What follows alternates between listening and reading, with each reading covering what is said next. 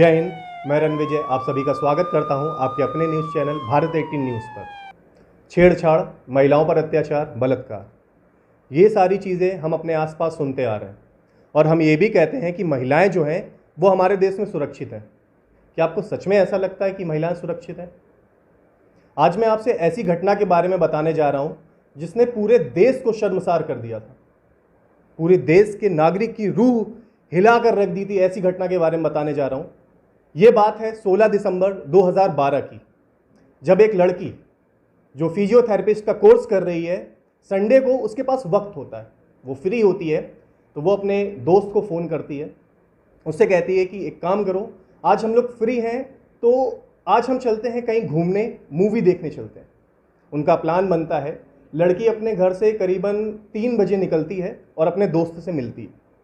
दोस्त से मिलने के बाद वो लोग एक मॉल पर पहुंचते हैं। मॉल पर पहुंचने के बाद सारी चीज़ें बिल्कुल नॉर्मल थी, जैसे आम दिन होता है, बिल्कुल ऐसा दिन चल रहा था। वो लोग बहुत खुश थे। अब उनके बीच में एक छोटी सी जो दोस्ती वाली बहस होती है वो चल रही थी। वो ये डिसाइड नहीं कर पा रहे थे कि कौन सी मूवी उन्हें देखनी है। 2 मूवी उस समय आई थी, एक तलाश और दूसरी मूवी थी life of pi. Finally decide होता है कि एक काम करते हैं, लाइफ ऑफ पाई देखते हैं। दोनों लोग मूवी थिएटर के अंदर जाते हैं, मूवी को एंजॉय करते हैं, मूवी को देखते हैं। देख करके करीबन 9 बजे के आसपास जब वो बाहर आते हैं तो जो लड़की होती है वो बहुत ज़्यादा खुश होती है। वो अपने दोस्त से बोलती है कि ये जो मूवी है ये मैं अपने पापा को दिखाऊंगी, क्योंकि जो उसके पापा हैं वो इस तरह की आत्मविश्वास से भरी हुई मूवी बहुत ज़्यादा पसंद करते हैं। इस समय लड़की को ये अंदाज़ा नहीं था कि कुछ समय बाद क्या ऐसी घटना होने वाली है जो शायद उसको या उसकी ज़िंदगी को ही ख़त्म कर देगी। लड़की का दोस्त उससे बोलता है कि अब घर चलते हैं, काफ़ी लेट हो गया है। अचानक उसकी माँ का भी फ़ोन आता है, तो लड़की बोलती है कि माँ, मैं जल्द घर वापस आ रही हूँ। अब जब वो बाहर निकलते हैं तो उनको ऑटो नहीं मिल रहा होता है। बहुत देर कोशिश करते हैं लेकिन कहीं भी उनको ऑटो नहीं मिलता है। तो मनरिका में जो बस स्टैंड है ये वहाँ पर खड़े होते हैं, काफ़ी देर तक इंतज़ार करते हैं। अचानक एक वाइट कलर की बस आती है वहाँ पर। बस रुकती है। बस से एक छोटा सा कम उम्र का जो लड़का होता है, पतला दुबला सा, वो निकलता है और वो एक पतली सी आवाज़ में बोलता है कि दीदी आपको कहाँ जाना है। जब वो ऐसा बोलता है तो शायद उस समय लड़की ने उसकी बात पर ध्यान नहीं दिया या सुना नहीं, तो वो लड़का दोबारा दोहराता है कि दीदी आपको कहाँ जाना है। अब जो लड़की है वो बोलती है कि हमें द्वारिका जाना है। लड़का बोलता है कि आप हमारे साथ चलिए, आप बस पे आ जाइए, हम आपको द्वारिका छोड़ देंगे, क्योंकि हमारा रूट वही है, हमारा रास्ता वही है, हम वहीं जा रहे हैं। लड़की कुछ सोचती है, फिर उसके बाद काफ़ी रात हो चुकी थी और उसे घर भी पहुंचना था, तो लड़की बस में चढ़ जाती है और उसका दोस्त भी साथ में बस पे चढ़ जाता है। वो जाकर के बस में पीछे बैठते हैं। जब वो बैठते हैं तो उन्हें थोड़ा सा आभास होता है, थोड़ा सा अजीब फील होता है। अजीब फील इसलिए होता है क्योंकि बस जो थी वो पूरी तरीके से खाली थी। बस में 5-6 लोग थे, लेकिन उन्हें लगा कि शायद यात्री कम होंगे, ज़्यादा लोग नहीं हैं, तो वो आराम से बैठ गए और आपस में वो बातचीत करने लगे। अब उनमें से एक जो आदमी होता है वो उठ करके आता है, वो थोड़ी सी बदतमीज़ी करता है लड़की के साथ। जब वो बदतमीज़ी करने की कोशिश करता है तो जो लड़की का दोस्त है वो थोड़ा सा गुस्सा हो जाता है, वो बहस करने लगता है। अब जब वो बहस करने लगता है तो जो बाकी के लोग थे वो इकट्ठे आते हैं और लड़के पर टूट पड़ते हैं, लड़के को मारने लगते हैं।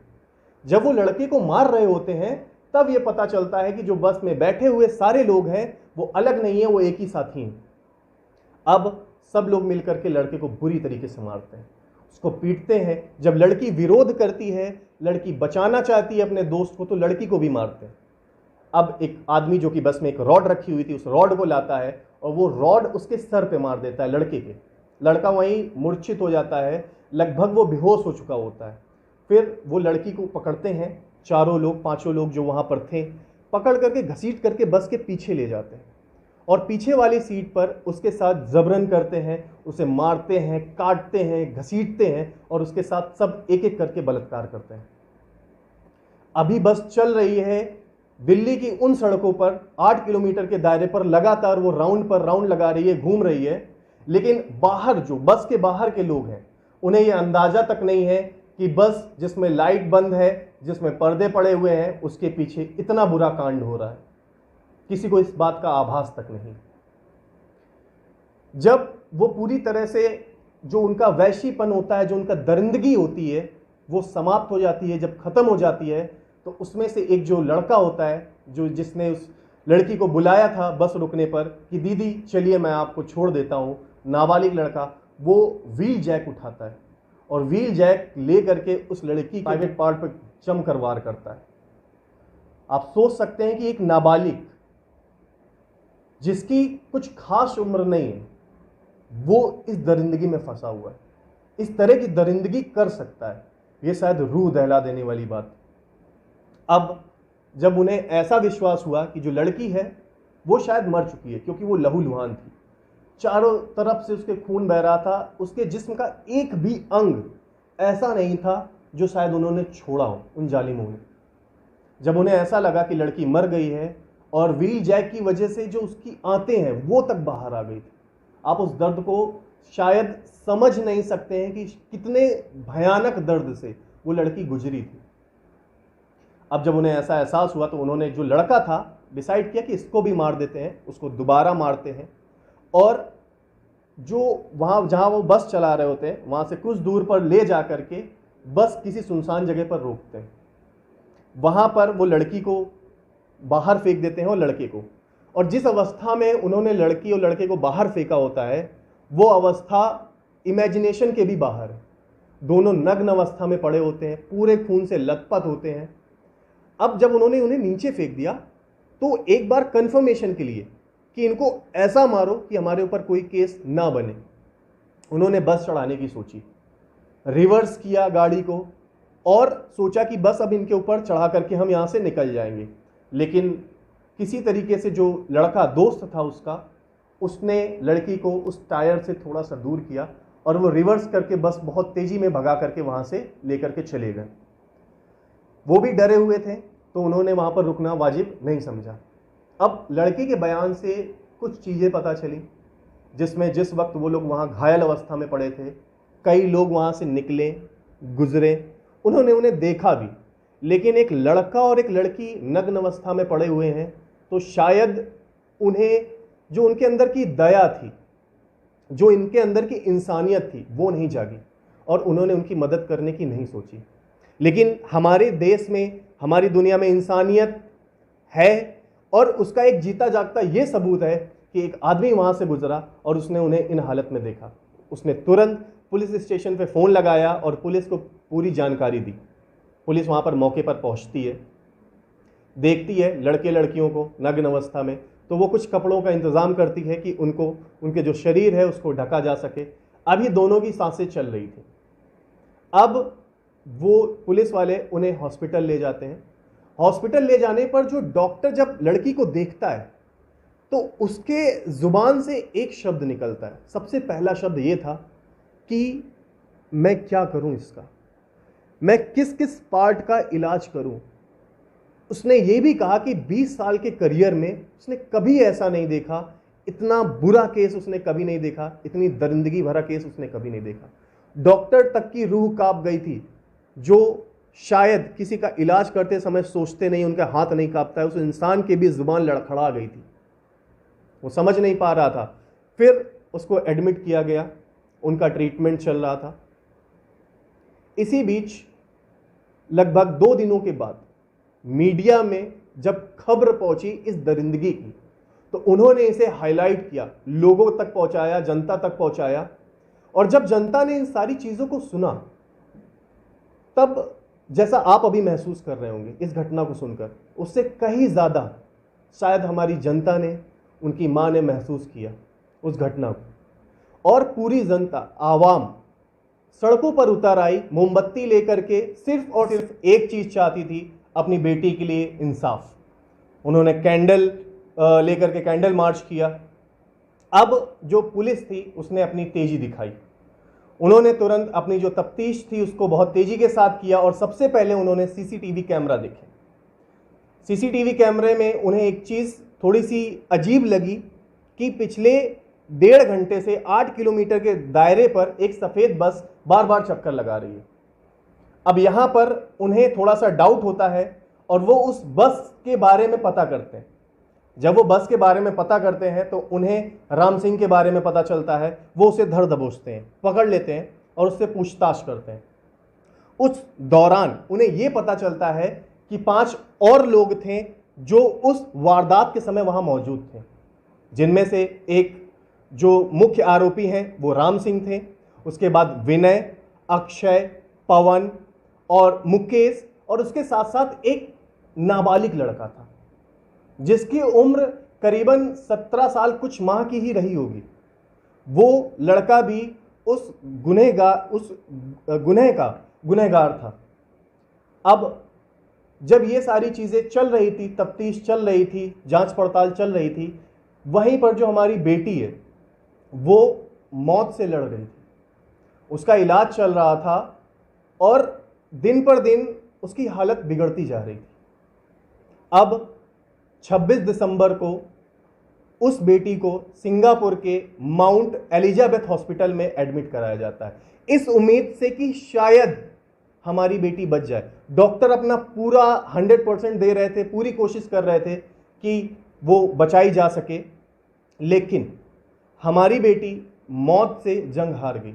लड़ा बहुत उसने, हिम्मत बहुत दिखाई, और हमने उसका नाम दिया निर्भया।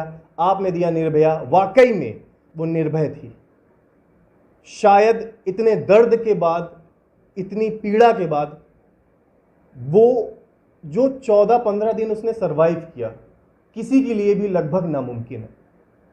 इस बीच उनकी मां ने कुछ बातें बताई जो कि शायद दिल दहला देगी। आप इस बात को समझिए कि उस मां का दर्द क्या होगा जिसकी बेटी लगभग मरी अवस्था में उसके सामने पड़ी हुई है और अपनी मां से इशारे में बोलती है। उसकी जुबान नहीं खुल रही है, वो बोल नहीं पा रही है, वो इशारे में बोलती कि मां मुझे थोड़ा सा पानी पिला दो। मां चाहती बहुत है कि वो पानी दे दे, लेकिन ये दुविधा है, ये दिक्कत है कि वो पानी उसे नहीं दे सकती। उसने मना कर दिया कि बेटा पानी, डॉक्टर ने मना किया है, पानी मैं तुम्हें नहीं दे सकती। इसके बाद बेटी फिर से इशारा करती है कि मां चुपके से दे दो, 2 बूंद पानी ही सही, थोड़ा पानी ही सही, मुझे थोड़ा पानी दे दो, बहुत प्यास लगी है। लेकिन मां की मजबूरी देखिए, मां उस समय कुछ कर नहीं सकती थी, कुछ कर नहीं पा रही थी। वो भूखी भी थी बेटी, लेकिन मां उसे खाना भी नहीं खिला सकती। हमारी बेटी हर चीज से लड़ी, दरिंदगी से लड़ी, लेकिन मौत से न लड़ पाई। अब उसकी मौत के बाद पूरी तरह से हमारे पूरे देश में शोक फैल गया था। सभी दुखी थे क्योंकि अब वो हमारे पूरे भारत की बेटी थी। वो मेरी बहन, आपकी बहन, किसी की बेटी बन चुकी थी। यहाँ पर जब केस जो था वो निचली अदालत पर पहुंचा, तो यहाँ पर जो अदालत है उनका एक फैसला आता है, और वो फैसला था सबके लिए फांसी। लेकिन जो एक नाबालिग बच्चा था, जैसा मैंने आपको बताया, 17 साल कुछ महीने का था, उसको फांसी ना दे करके उसको 3 साल के लिए बाल सुधार केंद्र में भेजा गया। लेकिन मैं आपसे यहां पर एक चीज पूछना चाहता हूं कि क्या वो लड़का जिसको इतना पता है कि इतना बड़ा अपराध कैसे किया जाता है, इतना घिनौना काम कैसे किया जाता है, उसे इस तरह नाबालिग मान लेना चाहिए? क्या उसे ऐसे ही छोड़ देना चाहिए? आपको क्या लगता है कि क्या उसके पास इतनी अक्ल नहीं थी, क्या उसके पास इतनी समझ नहीं थी जो उसने इतना बड़ा कांड किया? शायद अगर हम बात करें उस कांड की, तो सबसे घिनौना काम उसी ने किया था। उसी ने रॉड से वार किया था, उसी ने उसकी आंतों तक चोट पहुंचाई थी। लेकिन आज हमारी अदालत ने उसे सिर्फ और सिर्फ 3 साल के लिए, जो कि हमारे न्याय का रूल है कि नाबालिग को सजा नहीं होती है, तो 3 साल के लिए उसे बाल सुधार केंद्र में भेजा गया। बाकी 5 लोगों को फांसी की सजा सुनाई गई। अब इस दौरान शायद जो राम सिंह थे, उन्हें यह एहसास हो चुका था, उन्होंने जो गलती करी थी, उन्होंने जो दरिंदगी करी थी, जो उन्होंने ये सारी जो भी चीज़ें फैलाई हुई थी, अब वो उस चीज़ से शायद पछता रहे थे। तो 11 मार्च 2013 को एक खबर आती है जिसमें यह पता चलता है कि राम सिंह ने तिहाड़ जेल में आत्महत्या कर ली है। लेकिन यहाँ पर राम सिंह के परिवार वाले ये मानने को बिल्कुल भी तैयार नहीं हैं। उनका वकील ये मानने को बिल्कुल भी तैयार नहीं है कि उसने आत्महत्या करी है। वो ये कह रहे थे कि तिहाड़ जेल में उसकी हत्या करी गई। अब बचते हैं 4 लोग, 4 लोगों जिनको फांसी की सजा दी जा चुकी है, लेकिन जो उनके वकील हैं, हमारे न्याय में एक और चीज ऐसी है कि ऐसे गुनहगार जिनकी सारी चीजें स्पष्ट हैं, जो सारी चीजें हमारी नजरों के सामने हैं, उसके बावजूद उन्हें बार बार मौका दिया जाता है कि वो अपने आप को बचा सकें, कुछ कर सकें अपने लिए। फिर वो हाई कोर्ट में जाते हैं, लेकिन वहां भी याचिका खारिज कर दी जाती है और फांसी की सजा उनकी बरकरार रहती है। वो सुप्रीम कोर्ट जाते हैं, लेकिन सुप्रीम कोर्ट भी अब तक समझ चुकी थी कि ये जो हत्यारे हैं ये माफी के काबिल नहीं है, ये सजा के ही हकदार हैं, इन्हें फांसी ही होनी चाहिए। वो पूरी तरह से समझ चुकी थी। अब इनके पास कोई चारा नहीं बचता है।